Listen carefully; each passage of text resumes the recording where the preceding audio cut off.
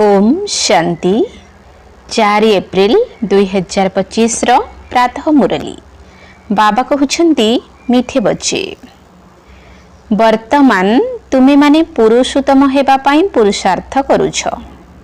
देवता माने पुरुषोत्तम अटंती काहींकि ना से माने पवित्र अटंती।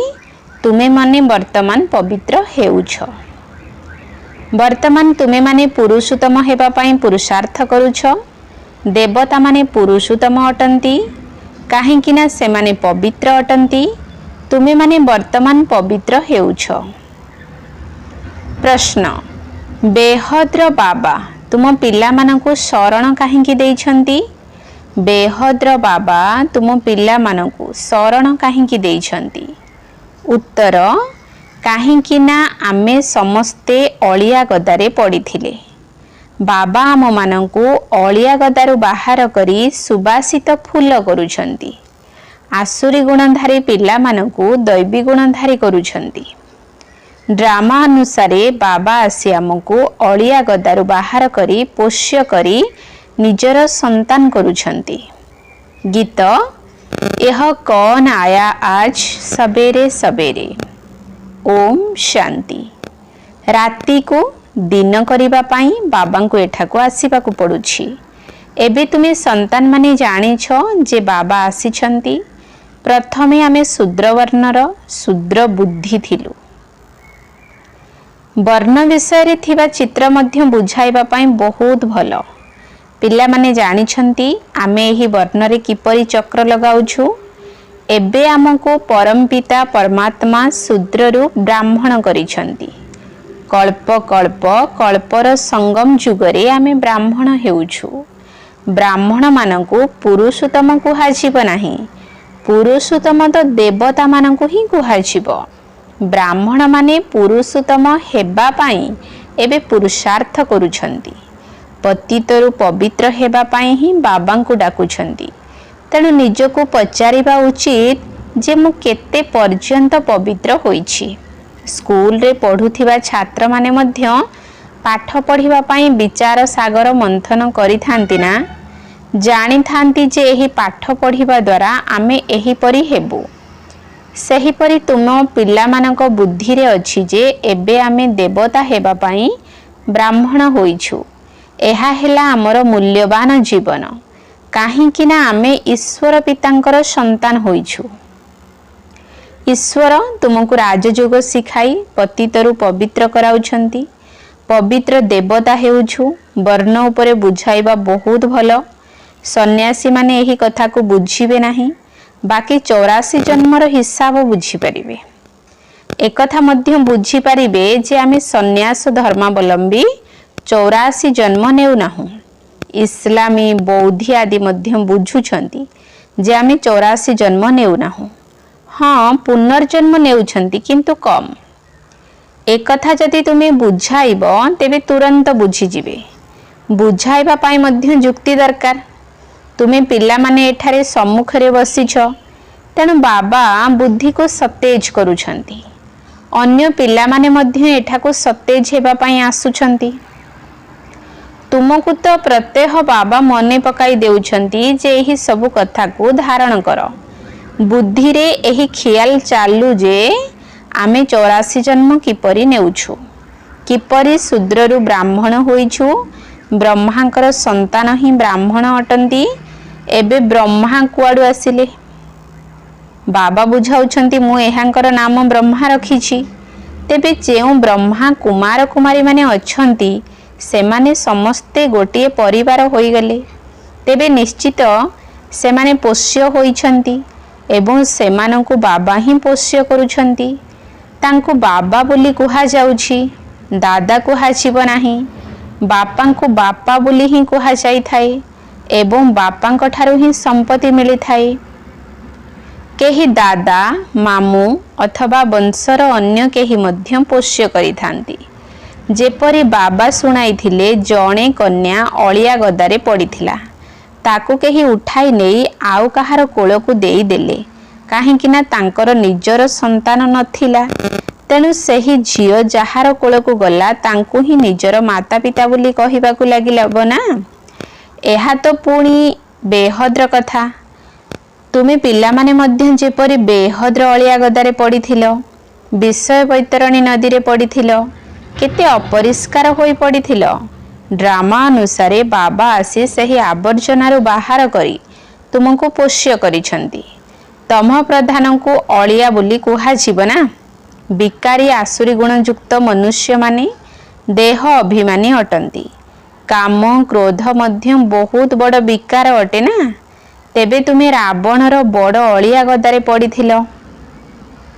ବାସ୍ତବରେ ତୁମେ ରିଫ୍ୟୁଜି ଅର୍ଥାତ୍ ଶରଣାର୍ଥୀ ମଧ୍ୟ ଅଟ। ଏବେ ତୁମେ ବେହଦ୍ ବାବାଙ୍କର ଶରଣ ନେଇଛ। ବାବା ଅଳିଆ ଗଦାରୁ ବାହାର କରି ତୁମକୁ ଫୁଲ ସଦୃଶ ଦେବତା କରୁଛନ୍ତି। ବର୍ତ୍ତମାନ ସାରା ଦୁନିଆ ଯେପରି ଏକ ବିଶାଳ ଅଳିଆ ଗଦାରେ ପଡ଼ିଛି। ବାବା ଆସି ତୁମ ସନ୍ତାନମାନଙ୍କୁ ଅଳିଆରୁ ବାହାର କରି ନିଜର କରୁଛନ୍ତି, କିନ୍ତୁ ଆବର୍ଜନାରେ ରହିବାରେ ଏପରି ଅଭ୍ୟସ୍ତ ହୋଇଯାଇଛନ୍ତି ଯେ ସେଥିରୁ ବାହାର କରିଦେଲେ ମଧ୍ୟ ତାଙ୍କୁ ଆବର୍ଜନା ହିଁ ଭଲ ଲାଗୁଛି। ବର୍ତ୍ତମାନ ବାବା ଆସି ବେହଦ୍ର ପଙ୍କରୁ ବାହାର କରୁଛନ୍ତି। ଡାକୁଛନ୍ତି ମଧ୍ୟ, ହେ ବାବା ଆସି ଆମକୁ ଫୁଲ କର। କଣ୍ଟାର ଜଙ୍ଗଲରୁ ବାହାର କରି ଫୁଲ ଭଳି କର। ଈଶ୍ୱରଙ୍କ ବଗିଚାରେ ବସାଅ। ଏବେ ଅସୁରମାନଙ୍କର ଜଙ୍ଗଲରେ ପଡ଼ିଛୁ। ବାବା ତୁମ ପିଲାମାନଙ୍କୁ ବଗିଚାକୁ ନେଇଯାଉଛନ୍ତି। ଶୂଦ୍ରରୁ ଏବେ ବ୍ରାହ୍ମଣ ହୋଇଛ, ପୁଣି ଦେବତା ହେବ। ଏହା ଦେବତାମାନଙ୍କର ରାଜଧାନୀ ଅଟେ। ବ୍ରାହ୍ମଣମାନଙ୍କର ରାଜତ୍ୱ ନାହିଁ।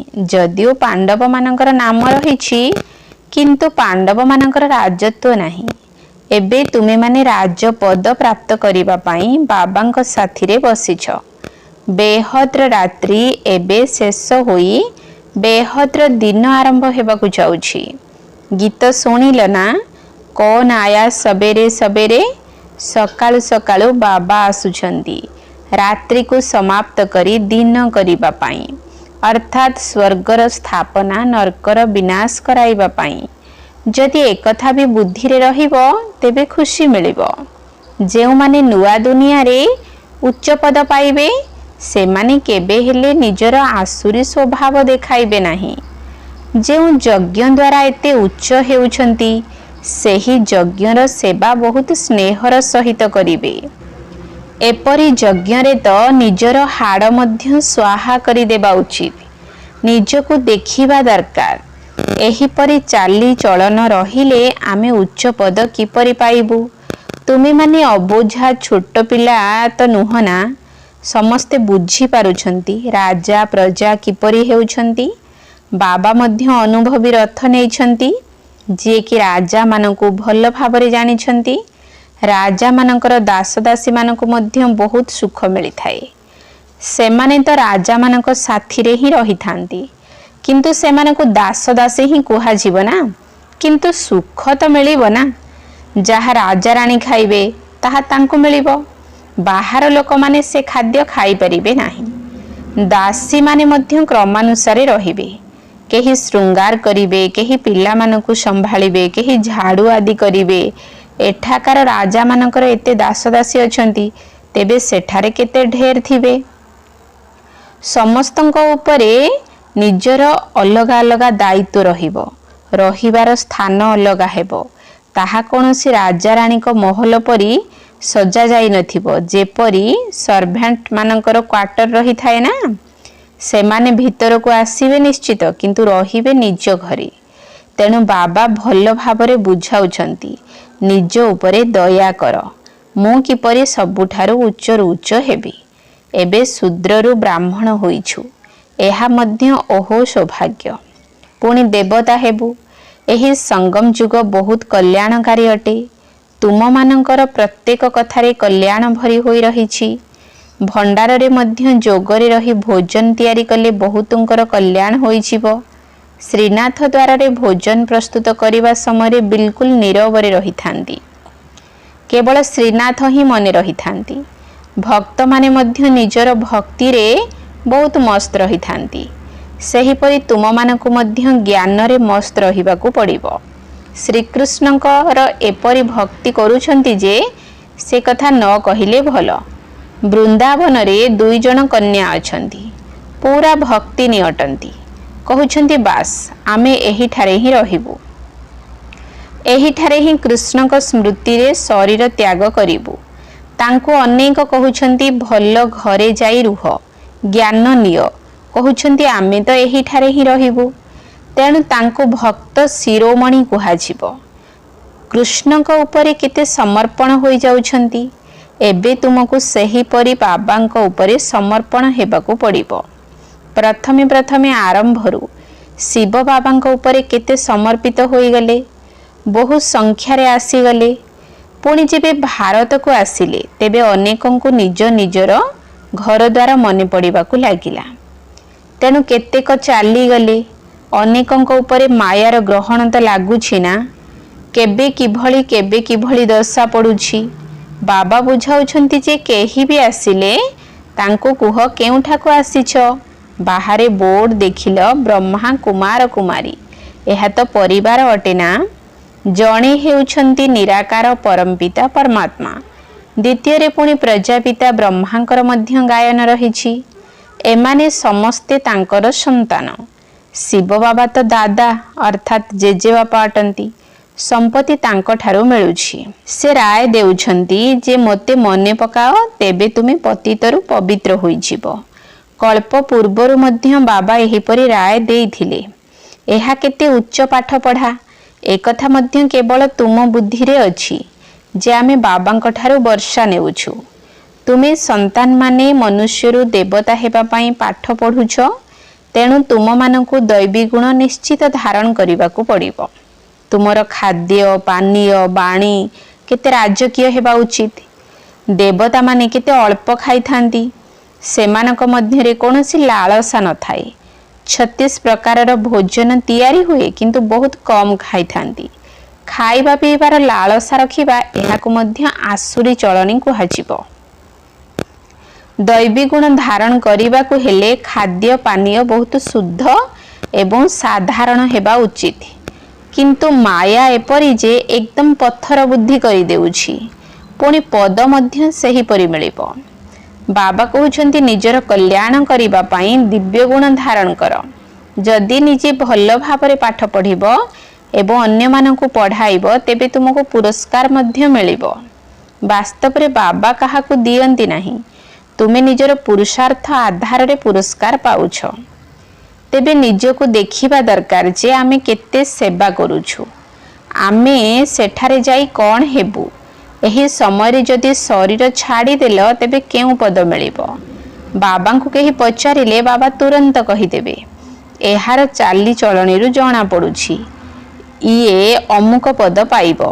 पुरुषार्थ ही करू नाहंती, तेनु कल्प कल्पांतर पाई निजर क्षति करूछंती। भल सेवाधारी निश्चित रूपे भल पद पाइबे। मन भितरे जना पड़ी जाई थाए जे इए जाई दास दासी हेबे, किंतु बाहर किछि कहि परिबे नाही। स्कूल रे छात्र माने मध्य बुझी जांती जे आमे सीनियर हेबु ना जूनियर। एठारे मध्य एही परि सीनियर जे हेबे से राजा रानी हेबे, जूनियर कम पद पाइबे। साहुकार मानक मध्य रे सीनियर एवं जूनियर रहिबे। सीनियरंकर दरमा अधिक होई थाए। झाड़ू लगाउथिबा दास दासींकु केबे हेले महल मध्यंकु प्रवेश करिवार हुकुम दिया जाई न थाए। एही सब कथा को तुमे पिला माने ही भल भाबरे बुझी परिबो। आगो को गले आहुरी अधिक बुझी परिबो। जे अन्य मानंकु आगरे रखंती तांकर सम्मान मध्य रखा जाई थाए। देखो कुमार का अर्थात दादी प्रकाशमणि से सीनियर, तेणु तांकर सम्मान रखिबा उचित। बाबा पिला मानकर ध्यान आकर्षण करूछंती। जे माने महारथी से मानकर सम्मान रख। जदि सम्मान रखु नाहंती तेबे निज उपरे पापर बोझ चढ़ुछि। एही सब कथा उपरे बाबा बहुत ध्यान देउछंती। एथिपाई बहुत खबरदार रहिबा दरकार। क्रमानुजाई कहार सम्मान किपरि रखिबा दरकार बाबा तो समस्तंकु जानिछंती ना। जदि कहिदेबे पुणी ट्रेटर हेबाकू डेरी करिवे नाही।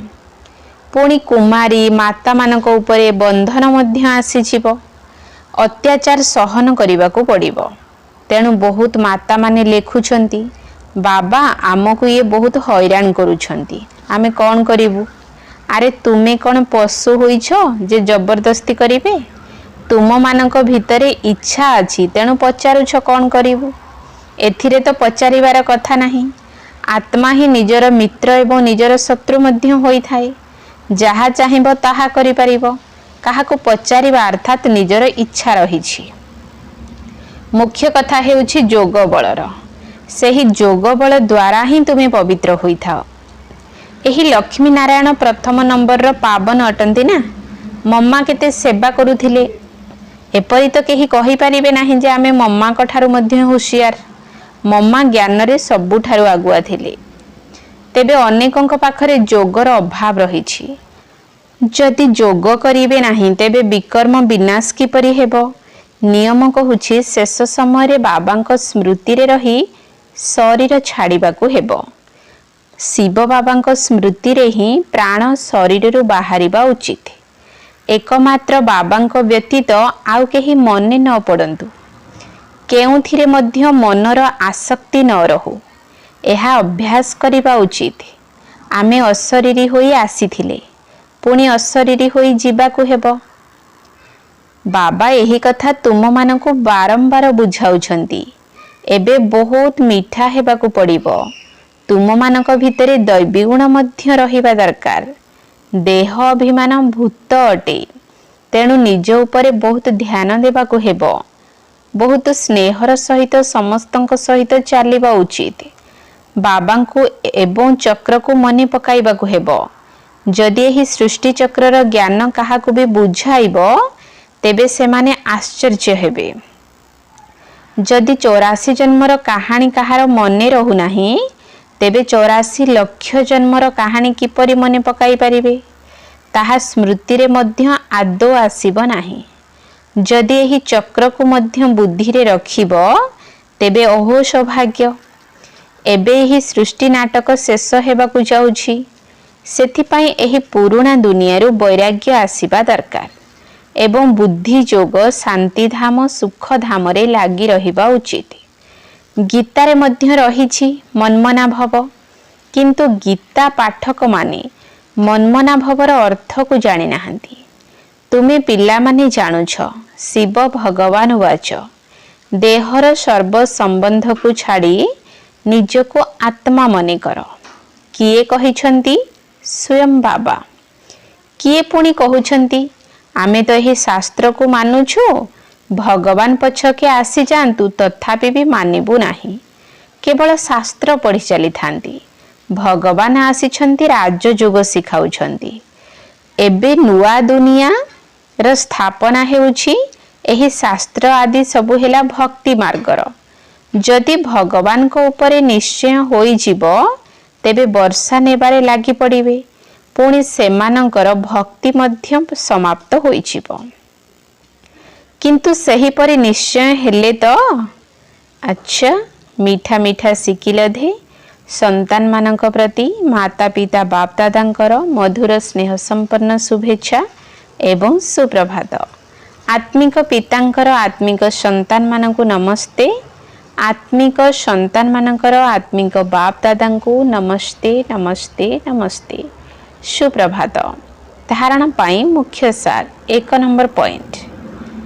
ଦେବତା ହେବା ପାଇଁ ବହୁତ ରାଜକୀୟ ସଂସ୍କାର ଧାରଣ କରିବାକୁ ହେବ। ଖାଦ୍ୟ ପାନୀୟ ବହୁତ ଶୁଦ୍ଧ ଏବଂ ସାଧାରଣ ରଖିବାକୁ ହେବ। ମନରେ ଲାଳସା ରଖିବା ଉଚିତ ନୁହେଁ। ନିଜ ଆତ୍ମାର କଲ୍ୟାଣ ଅର୍ଥେ ଦିବ୍ୟ ଗୁଣ ଧାରଣ କରିବାକୁ ହେବ। ଦେବତା ହେବା ପାଇଁ ବହୁତ ରାଜକୀୟ ସଂସ୍କାର ଧାରଣ କରିବାକୁ ହେବ। ଖାଦ୍ୟ ପାନୀୟ ବହୁତ ଶୁଦ୍ଧ ଏବଂ ସାଧାରଣ ରଖିବାକୁ ହେବ। ମନରେ ଲାଳସା ରଖିବା ଉଚିତ ନୁହେଁ। ନିଜ ଆତ୍ମାର କଲ୍ୟାଣ ଅର୍ଥେ ଦିବ୍ୟ ଗୁଣ ଧାରଣ କରିବାକୁ ହେବ। 2 ନମ୍ବର ପଏଣ୍ଟ। ନିଜ ପ୍ରତି ଧ୍ୟାନ ରଖି ସମସ୍ତଙ୍କ ସହ ବହୁତ ସ୍ନେହରେ ଚାଲିବାକୁ ପଡ଼ିବ। ନିଜଠାରୁ ବରିଷ୍ଠମାନଙ୍କୁ ନିଶ୍ଚିତ ଭାବରେ ସମ୍ମାନ ଦେବାକୁ ହେବ। ବହୁତ ବହୁତ ମିଠା ହେବାକୁ ପଡ଼ିବ। ଦେହ ଅଭିମାନରେ ଆସିବା ଉଚିତ ନୁହେଁ। ନିଜ ପ୍ରତି ଧ୍ୟାନ ରଖି ସମସ୍ତଙ୍କ ସହ ବହୁତ ସ୍ନେହରେ ଚାଲିବାକୁ ପଡ଼ିବ। ନିଜଠାରୁ ବରିଷ୍ଠମାନଙ୍କୁ ନିଶ୍ଚିତ ଭାବେ ସମ୍ମାନ ଦେବାକୁ ହେବ। बहुत बहुत मिठा हेबाकू पड़िबो। देह अभिमान रे आसीबा उचित नुहे। वरदान बीती जाइथिबा कथा को दयाशील होई निज भितरे समाहित करी नेउथिबा शुभ चिंतक हुओ। बीती जाइथिबा कथा को दयाशील होई निज भितरे समाहित करी नेउथिबा शुभ चिंतक हुओ। जदि कहार बीती जाइथिबा दोष दुर्बलता गुड़िकर कथा केही तुमको शुणाउछि तेबे ता प्रति शुभ भावना रखी ता ठारू दूरेई जाओ। परस्पर भितरे कहार दोष दुर्बलतार कथा बा व्यर्थ चिंतनर आलोचना करिबा उचित नुहे। बीती जाइथिबा कथा को दयाशील होई निज भितरे समाहित करि नियो एवं शुभ भावना सहित आत्मा प्रति मानसिक सेवा करुथाओ। जदि कोनोसी संस्कारर बसीभूत होई केही ओलटा कथा कहुछि बा करूछि तेबे ताको परिवर्तन कर। जनक पाखरु आउ जनक पाखकु ता ठारू आउ जनक पाखकु एही भली व्यर्थ कथार माला तियारी न हेउ। एही भली कथा गुड़िक प्रति ध्यान देबा अर्थ शुभ चिंतक हेबा। स्लोगान जदि तुमे संतुष्टमणि हेबो तेबे प्रभु प्रिय लोकप्रिय एवं स्वयं प्रिय होइछिबो। जदि तुमे संतुष्टमणि हेबो तेबे प्रभु प्रिय लोकप्रिय एवं स्वयं प्रिय होइछिबो। ओम शांति।